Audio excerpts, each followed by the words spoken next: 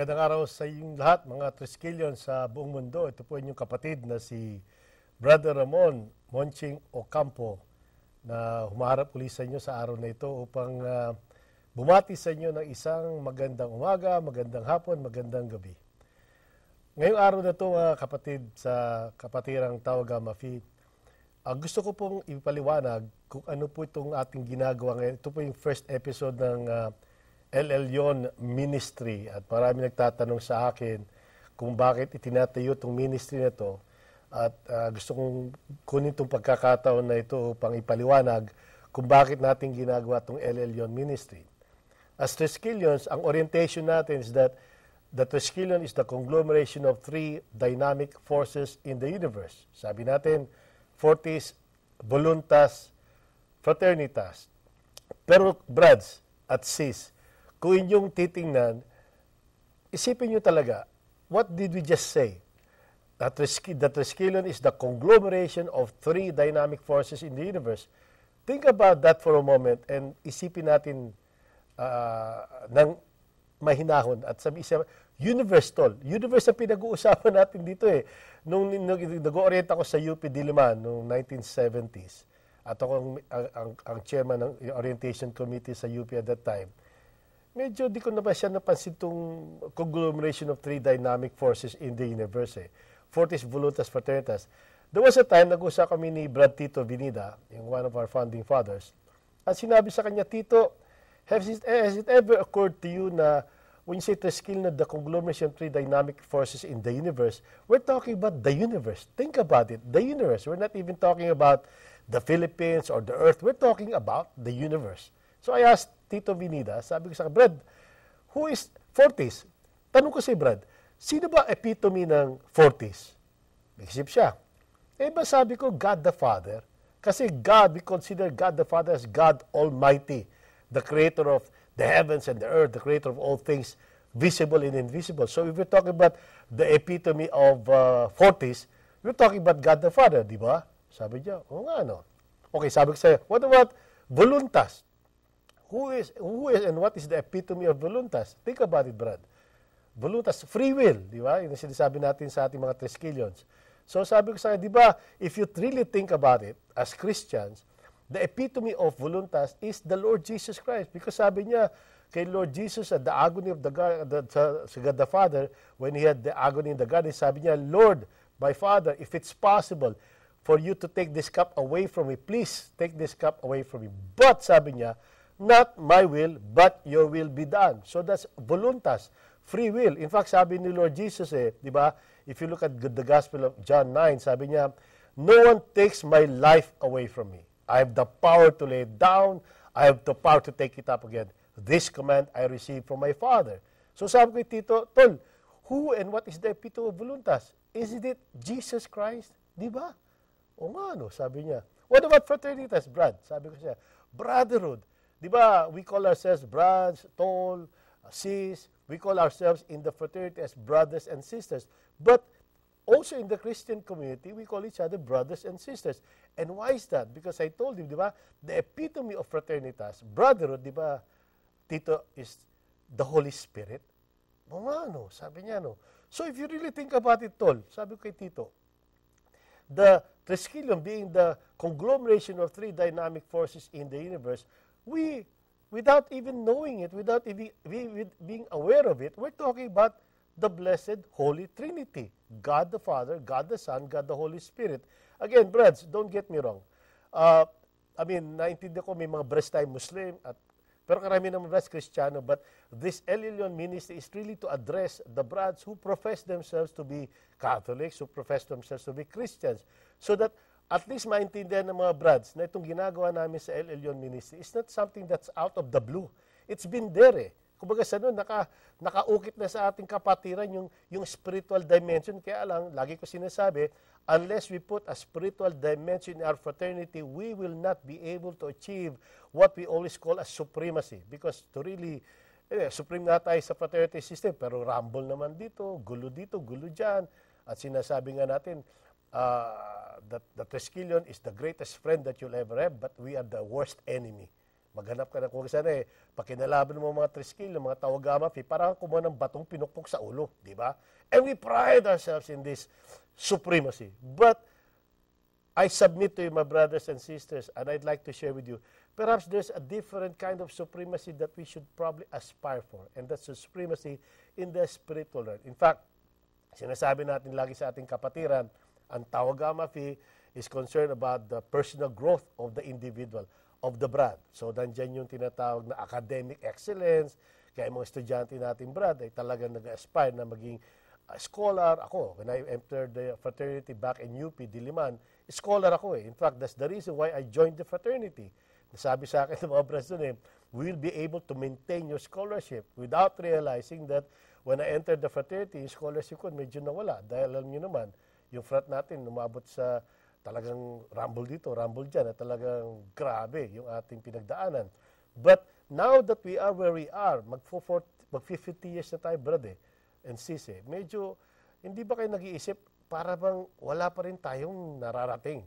Para bang nandyan tayo, pero wala pa rin. Hindi pa rin tayo talaga nakakapag-achieve na tinatawag na supremacy. So, nag-iisip ako, and sabi ko kay Tito, at sinasabi ko rin kayo sa mga founding fathers natin, si Roy, sinasabi ko, tol, mag-50 years na ang Tawagama. Pero hanggang ngayon, wala pa rin tayong talagang, kumbaga sabi, we have nothing much to show except the fact that Tawagama Fi is an institution in the Philippines na pag naging miyembro ka ng ating kapatiran, ay talagang para kang lumalabas siga. Kumbaga sabi, ang mga brads ay talagang nagkakaroon tinatawag na sense of superiority.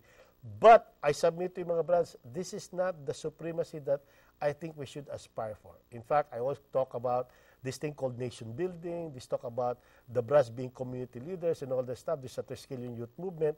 Pero I believe that pag hindi natin nilagyan ng spiritual dimension itong ating kapatiran, parang umiikot lang tayo na umiikot talagang, parang we cannot achieve what we want to succeed in kasi we don't know where we're going. How can we reach our destination if we don't know where we're headed?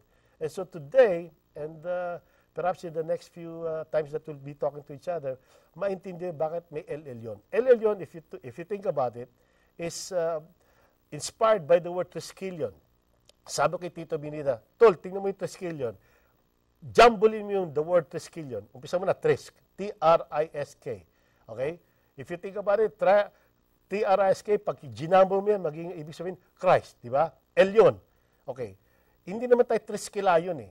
In fact, ang ating mascot di yung lion di yung talagang tough guys, talagang matitigas, di ba? Yun ang ating mascot But, when we pronounce the word Triskelion, we don't pronounce it Triskelion, di ba? Ang pronunciation natin is Triskelion. And if you think about it, sabi kay Tito, tingnan mo, ang talagang, if you really want to not mispronounce the word Triskelion, dapat Triskelion with a Y, okay? T-R-I-S-K-E-L Y-O-N. Kaya talagang Triskelion, imposibleng sabihin mo Triskelion dahil Triskelion. So sabi ko sa kanya, Tito, alam bang Elyon is a Hebrew word which means most high? Ganun ba? Oo. Kasi if you think Triskelion is actually is a name for Christ most high. Jesus Christ most high. And so sabi ko sa kanya, Tito, alam mo, we're into something here Kaya sabi ko sa kanya, if you really think of being the conglomeration of three dynamic forces in the universe, the Triskelion must and should have a spiritual dimension because unless we put a spiritual dimension to this fraternity, we cannot achieve that kind of supremacy that we'd like to really instill in the brads. Okay, so sabi ko sa kanya, brads, so I've been asking so many brads, alam mo ko, sa totoo lang, I'd rather be a role player. Ayoko talaga napupunta sa fronta dahil pag ikaw nasa fronta, ikaw unang tinatamaan, ikaw unang binabarel. Di ba? Ikaw unang nasasaktan, di ba? So, ang dami kong brads kinausap, si Tito Vidal, sabi ko, tol, ikaw na manguna dyan sa Christian ministry. Tat, pastor ka naman. Ako naman, preacher nga ako, pero sa El Shaddai naman aking preaching, hindi marok ordain. Ikaw ordain ka, ikaw na lang mag-head ng Christian ministry ng frat. Kaya lang, ang problema, as you know, nagkaroon ng problema kay Tito, sinasabi niya, this is what we disagreed upon. Sabi niya, kung di ka Kristiyano, hindi ka Triskelion. Sabi ko, tol, hindi pwede yan. Ang Christianity, hindi pilitan, voluntas ito God gave us free will. In front of us is life or death, fire or water, God or the devil. We have the right to choose. We cannot force Christianity to our brads. Hindi pwede yan, tol. Voluntas nga tayo Kung sabi ko sa kanya, dapat yung branch, kung gusto lang, kung sino lang talaga ang maniniwala kay Kristo, wala tayong kundi sila maniniwala, di ba? Free choice, free will nga yan eh. But, etong mensahe na to is for the branch, sa Triskelion Grand Fraternity, sa mga Taogama, na do profess themselves to be Christians. Now is the time to rise up. Now is the time to make yourselves known. Kasi, kumbaga sa hindi tayo pwedeng silent, secret Christians eh. Kung talagang we are supposed to be Christians, sabi ni Lord Jesus, if you acknowledge me before men, I will acknowledge you before my Father in heaven. So kami mga brothers ngayon, na talagang naniniwala kay Kristo, ikata born again in the Spirit, as we call it in the Christian realm, nagpapakilala na kami, nagpapakita na kami, at yung mga brothers dyan, mga sis dyan na nakatago lang, na just tabi-tabi, if you really believe in the Lord Jesus Christ, then proclaim Him as your Lord, your God and Savior. Magsama-sama tayo sa ministry nito dahil ang Taogama Phi is not a bunch of gangsters. Ang tingin sa atin mga gangster tayo eh. Mukha ba tayong gangster? No. Perhaps dati ganun tayo, pero binago na tayo ng Diyos. God has changed each one of us from the top of our heads to the soles of our feet. And now it's about time to show them na ang Triskelion hindi mga gangster. We used to be one, perhaps, but now, because of the grace of God, God has showed His love for us, His mercy to us, that we've been born again. So now, we are no longer gangsters, but now we're children of God. Diba? Kaya nga, itong El Elyon ministry is an attempt to really put a spiritual dimension to this fraternity. Now, it's about time that those brothers who want to change this fraternity system, kasi after all, Tol, the Taogama Phi, and in case you have not, you don't know this or you don't remember this, the Taogama Phi, when we were orienting the people in UP Diliman, we were created as a protest against the existing fraternity system, which is continuous violence, patayan dito, patayan dyan, talagang rumble dito, rumble dyan, full of hate, full of greed, full of anger, full of jealousy, full of envy. That was the fraternity system that we belong to. But now I submit to you, if you are supposed to be a protest against the existing fraternity system, it's time for us to instill love, joy, peace, understanding, forgiveness. That's why, doon sa isang episode nitong El Elyon nito, pinag-usapan namin yung the prayer of St. Francis. A lot of brothers do not even realize that we have an official prayer back in the 1980s when we had this Alay Lakad sa Kapayapaan, because it was then that I really found out, and I'm sure some of you know this, that October 4 was the feast, is the feast of St. Francis of Assisi. And for whatever reason, we have not really thought about that. And so in 1980, personally, I proposed and we adopted the prayer of St. Francis as the official prayer of the Taogama Phi. As sinasabi ni St. Francis, Lord, make me an instrument of your peace. And that's exactly what the fraternity should be, an instrument of peace. Sabi nga ni Lord Jesus, blessed are the peacemakers, for they shall be called children of God. And I submit to the brothers and sis who are Christians, Catholic Christians, I ask you and I exhort you to come out into the open and support this ministry, which would somehow change the image of the fraternity. This is, when you say rise to defend the name and honor of the fraternity whenever it's unjustly criticized, it's not so much about rumble tayo dito, katulad ng ginawa natin nasa college tayo. But now it's time for us to show the Filipino people that the Triskelion Grand Fraternity are not what they say we are. We are not a bunch of gangsters. We're not a bunch of rambuleros. We are nation builders called upon by the Lord to be His light in a darkening world, to be salt in a decaying society. That is what the El Elyon ministry is all about. In fact, the reason why we chose El Elyon, again, because we're Triskelions, and I found out that El means God, Elyon means Most High. Jesus Christ is called God Most High. So, El Elyon. So, Triskelions tayo. In fact, a lot of you, nagkaroon ng controversy kay Tito Vinida, if you recall this. And I'm sure kung nakikinig si Tito Vinida, alam niya to. Nag-usap kami ni Tito Vinida dito eh. Sabi ko, Tol, Triskelion should be the word Y. Okay. Sabi ko, yung letter I natin, pwedeng pagsamahin yan eh. Yung letter I. Sabi natin, di ba, in your everyday life, take care of what you write or say. Avoid lasting misunderstandings and misinterpretations. That's why inform and orient your fellow brothers in every matter which you consider vital to the fraternity. Sabi ko kay Tito, pwede natin pagsamahin dalawang I na yan, di ba? Sa Triskelion, right? Pero yung isa, gawin natin Y. Sabi ko, di magtataka yung branch. Tol, bakit kayo with the triskelion with the Y? Kasi yan ang opening door natin, o door opener sa ministry. Sabi natin, why? What why? Kasi Yahweh, God so loved the world that He gave His only begotten Son, Jesus Christ, that whoever believes in Him and really understands what it means to believe in Him, he shall not perish but shall have everlasting life. Yun ang triskelion with the Y. Kaya maraming branch, pag sinasabi triskelion with the Y, naging controversial yan because sabi kay Tito Binida, Tol, ang pwede lang maging triskelion with the Y, yung miyembro lang ng Tau Gamma Phi, hindi pwedeng kahit sino lang. Kung di ka miyembro ng Tau Gamma Phi, hindi ka pwede maging triskelion with the Y. Kaya tayo triskelion with the Y because we believe that God so loved the world that He gave His only begotten Son, Jesus Christ, that whoever believes in Him shall not perish, but shall have everlasting life. That is the essence of the El Elyon ministry. We profess, and we are not ashamed to proclaim the gospel of the Lord Jesus Christ. We're not ashamed, we're not intimidated, hindi kami nahihiya, hindi kami naiilang, but it's time for us to rise up because this is the time for us, Triskelions, who really want a better image for the fraternity to come out. Ang problema sa atin, everybody wants to go to heaven, but nobody wants to die. Lahat tayo gusto magbago tong frat system, pero wala naman tayong ginagawa para baguhin. And I really believe, total, ang Pilipinas is the first and only Christian country in the Far East. Most Triskelions, anyway, are Christians or supposed to be Catholics professing to be Christians. Iilang lang naman sa atin na Muslim. Of course, we respect them. Kaya we have this tenet na de gustibus non despotandum est. Of likes and dislikes, there should be no disputing, live and let live. Yung branch natin Muslim, wala tayong magagawa dyan. That's what they believe in.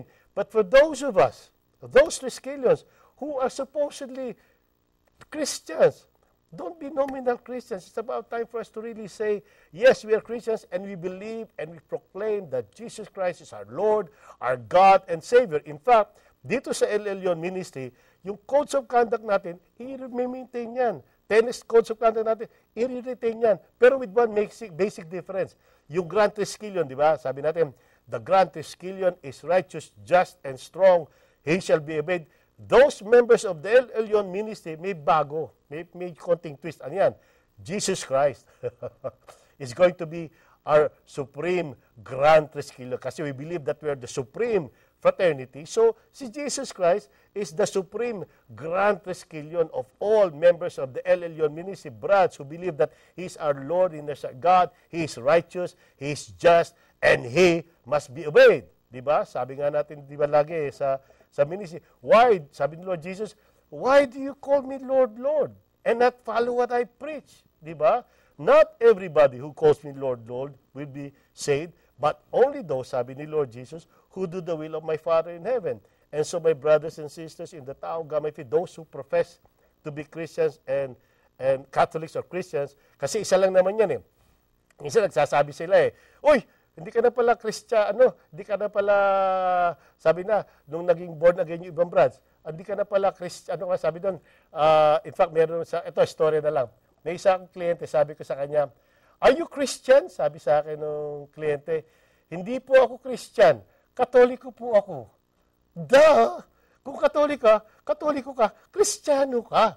Hindi diferensya ang Katoliko at Kristiyano. That's why dito sa El Elyon Ministry, pag magsasama ang Katoliko at Kristiyano, hindi ko maintindihan bakit ang mga Katoliko hindi ang Kristiyano, hindi pwedeng magsama. We're just part of the same body of Christ. In fact, sabi nga ni St. Paul, it is my desire that we should strive to preserve the unity of the body of Christ, which is the Spirit as its origin and peace as its binding force. After all, there's but one baptism. After all, there's but one God, one Father, there's but one Lord, there's one Father who is in all, works to all, and is over all.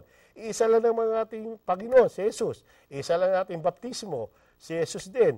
Isa lang naman ating Diyos, Ama, God the Father din. So, dito sa El Elyon Ministry, at makikita nyo sa susunod na episodes, magsasama ang branch na Katoliko at magsasama ang branch na hindi Katoliko na magsasama ng mga Kristiyano. Ngayon, kung may branch tayo mga Muslim na gusto nilang maging Kristiyano, open din. Pero kung okay lang naman, walang pilitan. Walang pilitan. Wala tayong pilitan. Kung Muslim ka na, okay lang yun. Brad ka pa rin namin, Triskelion ka pa din. Pero this ministry of the El Elyon ministry is designed to really organize, galvanize the Triskelions who are supposed to be Christians, Catholic Christians, who are born again, if I may say so.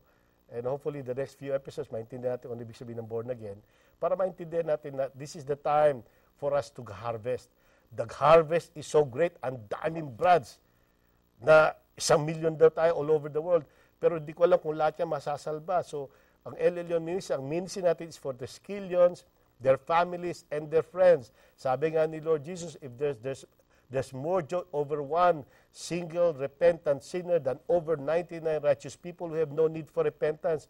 If through this El Elyon ministry, makapagpaliwanag kami at makapagbigay ng liwanag sa isang brad o sis na nakikinig dito, nanonood dito sa Triskelion TV Network, then it's worth it. Kasi yun naman ang gusto ng Diyos, na lahat tayo mapunta sa langit. It's not God's desire that anyone should die, anyone should perish, but all men, even all Triskelions, should come to the saving knowledge of God and be brought back to the kingdom.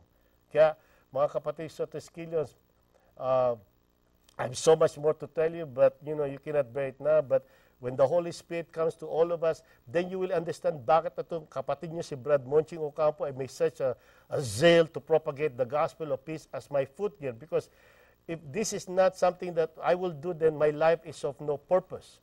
In fact, abogado ako by profession, but this is what I'd like to do because in the long run, it's not all about money, it's not all about prestige, not all about honor, but it's about doing the will of God in our lives, the purpose, our destiny, to bring more and more souls into the kingdom of God. And if through this ministry, El Elyon, we could bring brothers and sisters of the Triskelions Grand Fraternity into the fold of the kingdom, great. That is mission accomplished. Kaya, sa susunod tayong magkita ulit, sana don't forget to tune in to Triskelion TV through Promise Broadcasting Network, the greatest network in the face of the earth right now. In Jesus' name, amen, amen, and amen. Magandang araw po sa inyong lahat.